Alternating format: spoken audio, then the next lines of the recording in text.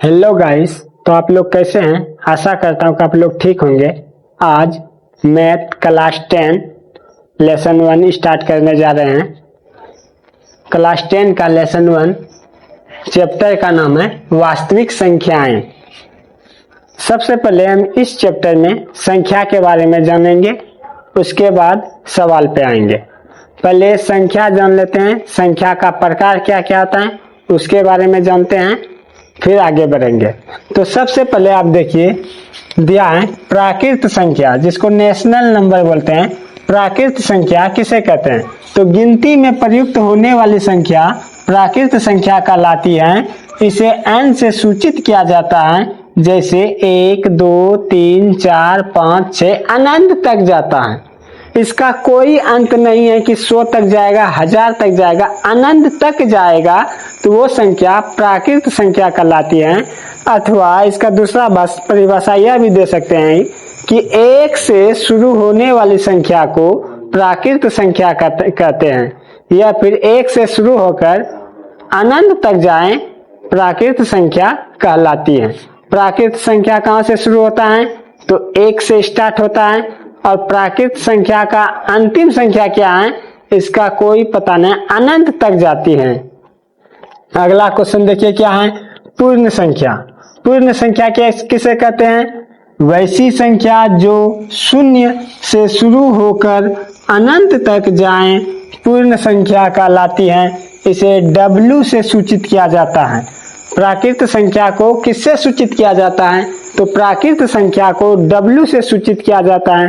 प्राकृत संख्या पूछेगा कहते किसे हैं, तो बोलेंगे वैसी संख्या जो 0 से स्टार्ट होकर अनंत तक जाए प्राकृत संख्या कहलाती है।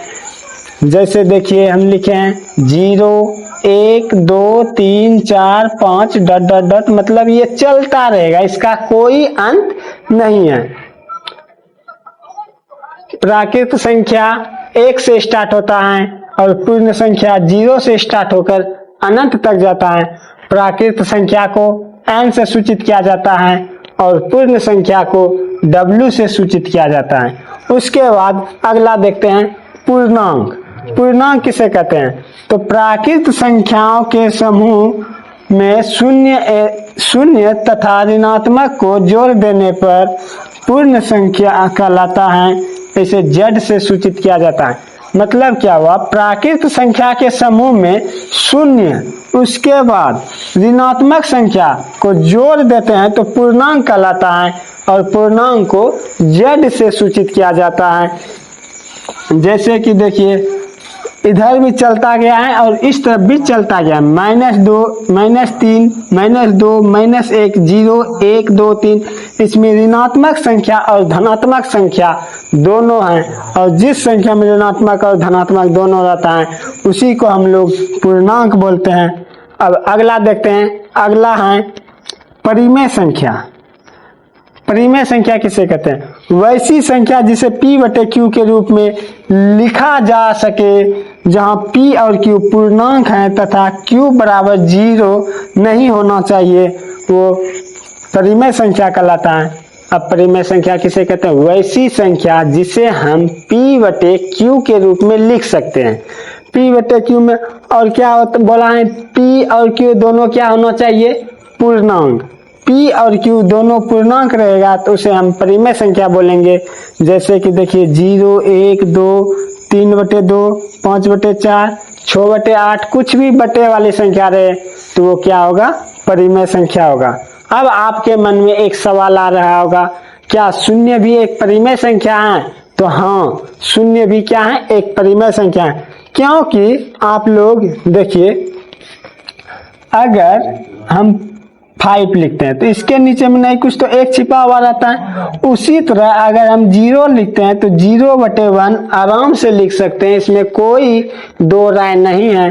तो 0 भी क्या है? परिमेय संख्या है। अगर आपको पूछ लेगा 0 कौन सी संख्या है तो आप बोल सकते हैं 0 एक परिमेय संख्या है। क्लियर? अब आते हैं अगला, अपरिमेय संख्या। अपरिमेय संख्या किसे कहते हैं? तो देखिए अपरिमेय संख्या वैसी संख्या जिसे p बटे q के रूप में नहीं लिखा जा सके वो परिमेय संख्या कहलाती है। मतलब p बटे q के रूप में जिन संख्या को लिख सकते हैं उसको कौन सी संख्या बोलेंगे? परिमेय संख्या कहते हैं। और जिन संख्या को p बटे q के रूप में नहीं लिख सकते हैं उसे अपरिमेय संख्या कहते हैं। जैसे √3, √2, √5, √7 अपरिमेय संख्या है। अब आप लोग जरा सा ये हमको बताइएगा, क्या √9 परिमेय संख्या है या अपरिमेय संख्या है? अब देखिए, अगर कोई इस रूट को देख के बोल रहे हैं कि ये अपरिमेय संख्या है तो ये गलत है, क्योंकि √3 को हम 3 गुना 3 इस तरीके से लिख सकते हैं। इससे आ जाएगा 3 बाहर, 3/1 लिख सकते हैं। तो √9 जो है वो क्या हो जाएगा? परिमेय संख्या हो जाएगा। क्लियर? तो ये चीज पहले देख लेना है। जो संख्या के बारे में पूछा है वो रूट से क्या बाहर निकल रहा है। अगर यदि रूट से बाहर निकल गया तो वो हो जाएगा परिमेय, और जो संख्या रूट से बाहर नहीं निकलेगा उसे बोलेंगे अपरिमेय संख्या। क्लियर है? अब बढ़ते हैं आगे। वास्तविक संख्या, वास्तविक संख्या किसे कहते हैं? तो परिमेय और अपरिमेय संख्याओं के समूह को वास्तविक संख्या कहते हैं। मतलब क्या? वैसी संख्याओं का समूह जिसमें परिमेय संख्या भी हो और अपरिमेय संख्या भी हो उसे वास्तविक संख्या कहते हैं। जैसे देखिए 2/3, 5/4, 0, √3, √7, इसमें ये सभी का सभी क्या है? परिमेय है। और ये देखिए √3 कौन सी संख्या है? वो परिमेय संख्या है। √7 कौन सी संख्या है? तो वो परिमेय संख्या है। इसीलिए बोला है परिमेय संख्या और अपरिमेय संख्याओं के समूह को वास्तविक संख्या कहते हैं। अब अगला देखते हैं, सम संख्या, इवेंट नंबर। सम संख्या इवेंट नंबर किसे कहते हैं? तो बोलेंगे वैसी संख्या जो 2 से पूरा पूरी कट जाए या विभाजित हो सम संख्या कहलाती हैं। जैसे 2, 4, 6, 8, 10, 12। मतलब जिस संख्या में 2 से पूरा पूरी भाग लग जाए वो संख्या सम संख्या कहलाती है। इसीलिए लिखे हैं वैसी संख्या जो 2 से पूरी तरह विभाजित हो जाए सम संख्या कहलाती है। जैसे 2, 4, 6, 8, 10, 12, 18, 20, 24 अनंत तक जा सकता है, लेकिन एक शर्त होना चाहिए कि वो 2 से पूरा पूरी कट जाना चाहिए। अब देखते हैं अगला, विषम संख्या, ऑड नंबर किसे कहते हैं? वैसी संख्या जो 2 से पूरा पूरी नहीं कटे, 2 से भाग देने पर शेष बच जाता है जिन संख्या में, उस संख्या को विषम संख्या बोलते हैं। जैसे 3 हो गया, 5 हो गया, 7 हो गया, 9 हो गया, 15 हो गया, 17 हो गया। ये सभी का सभी क्या है?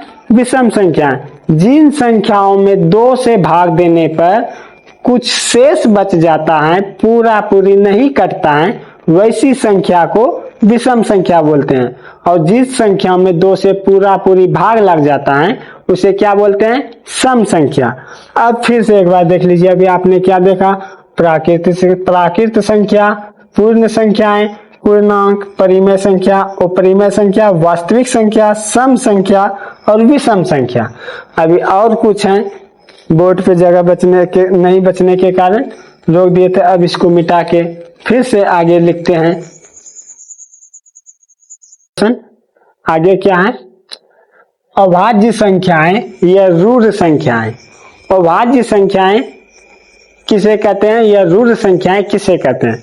तो बोलेंगे वैसी संख्याएं जिसमें स्वयं और एक के अतिरिक्त किसी से भी भाग ना लगे अभाज्य संख्याएं कहलाती हैं। कहने का मतलब हुआ वैसा कोई भी संख्या जो खुद से और एक से कटे, जिसमें खुद से और एक से पूरा पूरी भाग लगे, वो संख्याएं अभाज्य संख्याएं कहलाती हैं। जैसे 2 हो गया, 3 हो गया, 5 हो गया, 7 हो गया, 11 हो गया, 13, 17, 19, ऐसे चलते रहेगा। ये सभी अभाज्य संख्याएं कहलाती हैं। जैसे देखिए 2 का जब खंडन करेंगे तो ये किससे किससे कटेगा? 2 से और 1 से।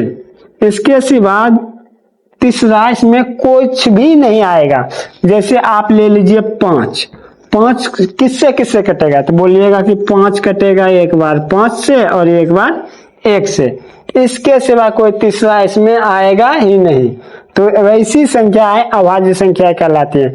जैसे आप देख लीजिए 17 ले लेते हैं। 17 में बताइए तो किससे किससे भाग लगेगा? 17 में सबसे पहले तो 1 से लगेगा, उसके बाद खुद से ही लगेगा 17 से। तो ये संख्या क्या कहलाती है? अभाज्य। जैसे कि देखिए अब 19 लेते हैं। 19 में बताइए तो किससे किससे कटेगा? तो बोलिएगा कि सर 19 1 से कटेगा और 19 से कटेगा। तो क्या बोले थे? जो स्वयं से और 1 से कटे। तो ये तो स्वयं 19 हो गया और 1 हो गया। इसके अलावा भाग किसी भी संख्या से दीजिएगा तो ये 19 कटने वाला नहीं है। या फिर ये 17 में 17 और 1 के अतिरिक्त किसी से भी भाग लगने वाला नहीं है। तो ये सभी का सभी क्या कहलाएगा? अभाज्य संख्या कहलाएगा। अब आगे देखते हैं, अगला देखते हैं भाज्य संख्याएं। भाज्य संख्याएं या फिर यौगिक संख्याएं किसे कहते हैं? तो वैसी संख्याएं जिनके 2 गुणनखंडों के अलावा कोई तीसरा गुणनखंड हो उसे भाज्य संख्या कहते हैं। मतलब क्या? 2 गुणनखंड के अलावा कोई अगर तीसरा गुणनखंड उसमें आ जाता है, 2 से अधिक, जिस संख्या का गुणनखंड 2 गुणनखंड से अधिक होगा वह संख्या भाज्य संख्या कहलाएगी। जैसे 4, 6, 9, 14, 18, 20, 15 ये सभी का सभी भाज्य संख्या होगा। क्योंकि आप देखिए ये 4 किससे किससे कटेगा? सबसे पहले तो 1 से कटेगा, उसके बाद 2 से कटेगा, फिर 4 से कटेगा। तो इसका क्या गुणनखंड हो गया? 1, 2, 3। क्या बोले थे? 2 गुणनखंड से अधिक कोई तीसरा गुणनखंड आ जाए तो वो संख्या भाज्य संख्या कहलाती है। जैसे कि 6 में देख लीजिए, 6 किससे कटेगा? 1 से कटेगा, 2 से कटेगा, 3 से कटेगा और 6 से कटेगा। तो इसका क्या हो गया? 4। तो 2 से अधिक जिन संख्या का गुणनखंड हो जाएगा वो संख्या भाज्य संख्या कहलाती है। अब देखते हैं आगे क्या है? सअभाज्य संख्या। सअभाज्य संख्या क्या होता है? सअभाज्य संख्या 2 संख्याओं का समूह होता है। तो देखिए क्या बोलता है? वे 2 संख्याएं जिनका उभयनिष्ठ गुणनखंड केवल 1 हो तो उन दोनों संख्याओं को सअभाज्य संख्या कहते हैं। या फिर हम यह भी कह सकते हैं कि जिन 2 संख्याओं का मोसो 1 आए वो संख्या सअभाज्य संख्या कहलाती हैं। जैसे कि 8 और 15, 4, 5, इसी तरह से बहुत सारा जोड़ा बना सकते हैं। 8 और 15 का अगर मोसो निकालेंगे तो देखिएगा मोसो 1 आएगा। देखिए ये 8, 15, एक बार में 8 घटने के बाद 7, ये आ जाएगा 8, एक बार में 7, 1, ये 7, 7 बार में 7। मोसो इसका कितना आया? मोसो आया 1।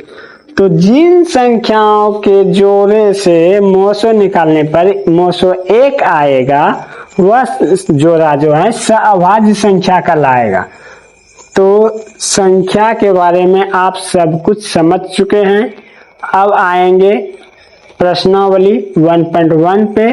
उसमें हम वही क्वेश्चन बताएंगे जो क्वेश्चन बोर्ड हर साल पूछते हैं, उसी क्वेश्चन को बताएंगे और पूरा तरह से चैप्टर को समाप्त करेंगे। देखिए आगे। तो चलिए बढ़ते हैं 1.1 की तरफ। 1.1 में देखिए क्या बोला है?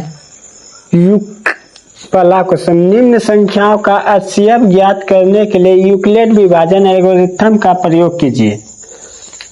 आप सभी को अच्छी तरह से पता होगा कि HCF जो है वो भाग विधि से भी निकाला जा सकता है और अभाज्य गुणनखंड विधि से भी निकाला जा सकता है। लेकिन ये जो बोला है यूक्लिड विभाजन एल्गोरिथम के बारे में बोला है। अब ये होता क्या है उसके बारे में पहले जान लेते हैं। और ये क्वेश्चन जो है बिहार बोर्ड में एगो इन तीनों में से कोई एक क्वेश्चन आएगा ही आएगा। ये बात आप लिख के ले लीजिए, हर बार पूछा गया है और 2025 में भी पूछा जाएगा। इसीलिए ध्यान से समझिएगा। अगर कोई दिक्कत होगा समझने में तो वीडियो को दोबारा देख लीजिएगा। आना है तो आना है। पहले हम यूक्लिड विभाजन एल्गोरिथम के बारे में जान लेते हैं। तो यूक्लिड विभाजन एल्गोरिथम जो है ये दो धनात्मक संख्याओं का मोसो अर्थात HCF ज्ञात करने की विधि है। इसका सूत्र जो होता है A बराबर BQ प्लस R होता है। यूक्लिड विभाजन एल्गोरिथम का सूत्र जो होता है वो क्या होता है A बराबर BQ प्लस R, जहाँ A भाज्य होता है और B जो होता है वो भाजक होता है, Q भागफल होता है और R शेषफल होता है। क्लियर? 0 से बड़ा RAB होना चाहिए या फिर 0 के बराबर है, उससे छोटा नहीं होगा। 0 के बराबर हो सकता है, 0 से बड़ा हो सकता है, उससे छोटा नहीं हो सकता। इसीलिए हम यहाँ पे ये लिख के दिए अर्थात 0 से बड़ा या फिर बराबर RAB होना चाहिए। अब पहला क्वेश्चन देखते हैं। 135 और 225, 135 और 225 का HCF निकालना है यूक्लिड विभाजन एल्गोरिथम के द्वारा। तो इसको निकालने के लिए सबसे पहले आपको भाग विधि से HCF ज्ञात करने के लिए आना चाहिए। अगर आता है तो आप इसको भी सही तरीके से बनाइएगा, अगर भाग विधि से नहीं आता है तो गलत हो जाएगा। तो सबसे पहले हम भाग विधि से देखते हैं बना के, फिर आप लोगों को बताते हैं। दोनों में बड़ी संख्या कौन है? तो बोलोगे कि सर 135 जो है वो छोटा है और 225 जो है वो बड़ा है। तो छोटी संख्या को लिखेंगे बाहर, 135 और 225। अब इससे इसमें भाग देंगे। जैसे ही भाग देंगे तो एक बार में लगेगा 135। अब इसको घटा देते हैं, घटाने के बाद 0, 2 में 3 तो घटेगा ना, एक पैंचा लेंगे, एक पैंचा लेंगे, 12 हो गया, 12 में गया 3 तो बचा कितना 9 और ये हो गया 0। अब देखिए करेंगे क्या, यूक्लिड विभाजन एल्गोरिथम के द्वारा क्या बोला था, A बराबर होता है BQ प्लस R, ये चीज बोला था। अब देखिए इस हिसाब से हम बिठाते हैं। A मेरा कितना है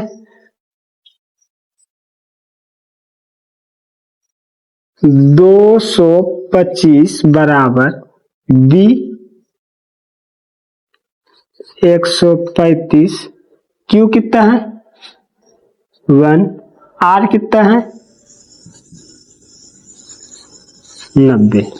अगर अभी भी समझ में नहीं आया है तो इसको बोलते हैं A, इसको बोलते हैं B, इसको बोलते हैं Q, इसको बोलते हैं R। अब समझ में आपको आ गया होगा। इस R को हम यहाँ पे लिख देते हैं। पहला स्टेप हो गया है तैयार। अब देखते हैं दूसरा स्टेप। क्या करते थे, यहाँ पे ऐसे किए और इस संख्या को यहाँ ला देते थे 135। अब फिर 90 से इसमें भाग दीजिए, एक बार में ये हो जाएगा 90, घटाने के बाद ये 5 और 13 में जब 9 जाएगा तो बचेगा क्या 4। फटाक से आपकी बार फिर ये क्या बन गया, ये बन गया B,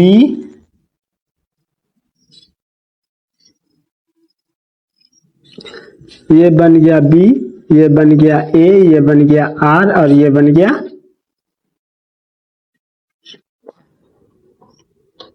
रुक जाइए ये Q होगा और ये होगा R। तो A कितना है? A है 135 बराबर B 90 Q 1 R 45। ये दूसरा स्टेप मेरा हो गया तैयार। अब आते हैं तीसरा स्टेप पे। तीसरा स्टेप देखिए तो क्या है, ये इधर आ जाएगा 90 यहाँ पे 2 बार में 90। तो R मेरा क्या हो गया 0 और Q हो गया 2। A तो है 90 ही और ये B हो गया मेरा 45। तो यहाँ पे क्या हो जाएगा अब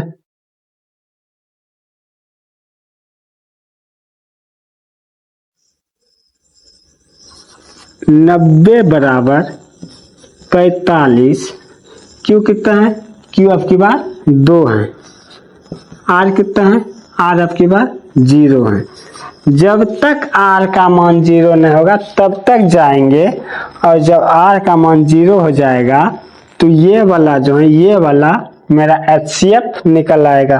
तो यहाँ पे लिखेंगे अतः 135 और 225 का HCF बराबर 45। यही हो गया मेरा आंसर। अभी भी समझ में नहीं आया तो फिर से देख लीजिए हम किए क्या। 225 में 135 से भाग दिए, एक बार में कटा, शेष फल आया 90। तो वही चीज लिख दिए 225। ये A है, A को A के जगह पे, ये B है तो B को B के जगह पे, और ये Q है तो Q का मान 1 है तो Q के जगह पे A दिया है, प्लस है तो प्लस R के जगह पे 90। इसी तरीके से सबको करते गए मेरा हो गया ये HCF। इस विधि से बनाइएगा तो भी HCF 45 आएगा, और इस विधि से भी बनाइएगा तो HCF 45 होगा। लेकिन जब आप क्लास 10 में इस विधि का प्रयोग कीजिएगा तो आपका आंसर सही होगा, लेकिन मान्य नहीं दिया जाएगा, क्योंकि ये जो है इस विधि को बोलते हैं भाग विधि। भाग विधि। लेकिन आपको बोला गया है यूक्लिड विभाजन एल्गोरिथम। यूक्लिड विभाजन एल्गोरिथम का प्रयोग करने के लिए बोला है, तो आपका ये वाला विधि जो होगा बिल्कुल सही होगा। अब देखते हैं अगला क्वेश्चन। तो चलिए देखते हैं अगला क्वेश्चन। क्वेश्चन नंबर 1 हो चुका है, क्वेश्चन नंबर 2 पे आते हैं। इसको भी यूक्लिड विभाजन एल्गोरिथम के तरीके से ही बनाएंगे। तो सबसे पहले इस तरीके से बनाने के लिए क्या करेंगे, भाग विधि से बनाएंगे। भाग विधि से बना लेंगे तो इसको भी बना लेंगे। तो 196 से भाग देंगे 38 22 0 में। जब इससे इसमें भाग देंगे तो एक बार में 196 घटा देंगे, 1 45 12 12 में गया 6 तो बचा 6। ये अब ये कहते हैं 7, 1 45 17 17 में गया 9 तो बचेगा कहता है 8, और ये 1 186 उतरेगा 2। अब क्या करेंगे, अब क्या बार में कटेगा तो 9 बार में ये कट जाएगा। 9 से इसको गुना कीजिए, 9 6 की 54, 54 की 4 हासिल 5, 9 9 81, 82 83 84 85 86, 86 की 6 हासिल 8, 9 और 8 17। अब इसको घटा देते हैं। 2 में तो 4 घटेगा नहीं, 1 45 12 12 में गया 4 तो बचा करते हैं 8, ये 5 है, 1 45 15 15 में गया 6 तो बचेगा 9, ये 7 में गया 7 0 0 उतरा यहाँ पे 0। अब क्या बार में कटेगा, अब कटेगा 5 बार में 56 36 30 की 0 हासिल रहा 3, 9 5 45 45 3 48 48 की 8 हासिल 4 5 और 4 9, घटने के बाद 0। तो क्या देखें 196 से 38 बाई 0 जो है 195 बार में पूरा पूरी कट गया। तो अब यहाँ पे लिखेंगे चूंकि a बराबर बी क्यू प्लस आर और a का मान है 38 बाई 0 बराबर b का मान है 196 गुना 195 प्लस r मेरा है 0। अगर अभी भी समझ में ना आया है तो ये देख लीजिए, ये है मेरा a, ये b, ये q, ये r का मान 0, b का मान b के जगह पे 196, q का मान 195 तो 195 लिख दिए हैं। और लास्ट में जब r का मान 0 हो जाएगा तो अतः HCF बराबर ये वाला मान हो जाता है 196। अब आते हैं इस क्वेश्चन पे, क्वेश्चन नंबर 3 पे। चलिए देखते हैं क्वेश्चन नंबर 3 की तरफ। क्वेश्चन नंबर 3 में ये देखिए, इसको भी सबसे पहले भाग विधि से बनाएंगे। भाग विधि से बनाने के बाद उसको यूक्लिड विभाजन एल्गोरिथम में परिवर्तित करेंगे। तो सबसे पहले इन दोनों संख्या में छोटी संख्या क्या है, तो छोटी संख्या जो है वो है 255। 255 से भाग देंगे 867 में, तो ये जब इससे इसमें भाग देंगे तो 3 बार में कितना हो जाएगा, 5 तिया 15, 15 की 5 हासिल 1, 5 तिया 15, बाकी हासिल वाला 1 हो गया 16 और 16 की 6 हाथ में रहा कितना 1, 3 दूनी 6 1 7, 765। अब इसको घटा देते हैं। तो घटाने के बाद देखिए क्या बचेगा, 5 में गया 7 में गया 5 तो बचा 2, 6 में गया 6 तो 0 और 8 में गया 7 तो बचा 1। तो देखिए यहाँ पे a का मान तो है 867 और b का मान है 255 और q का मान है 3 आया है और r का मान जो आया है वो कहता है 110। तो लिखेंगे चूंकि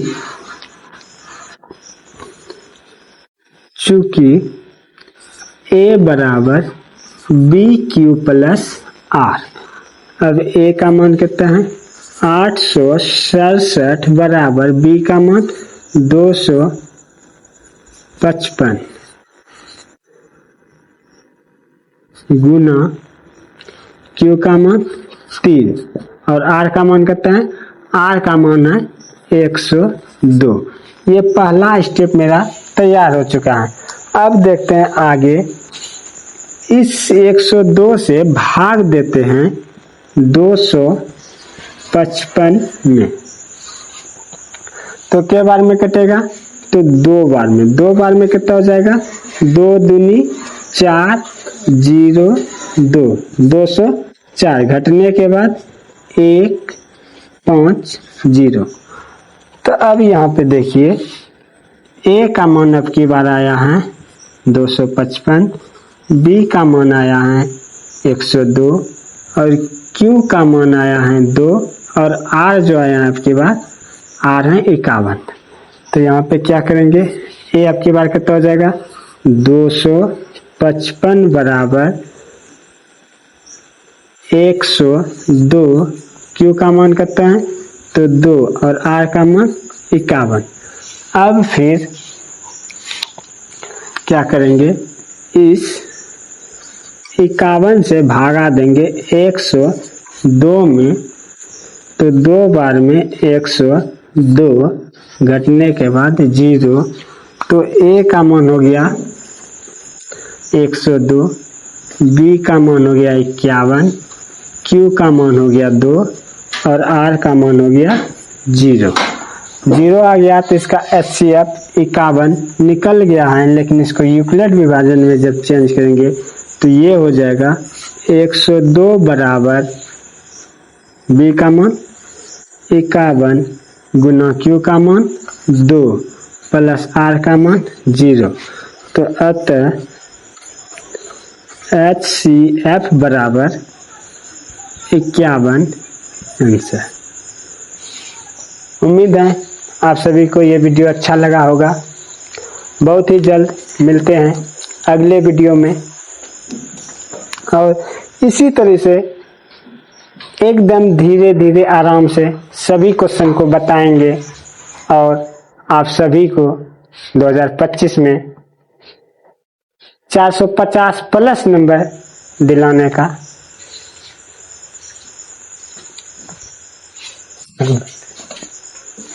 बंद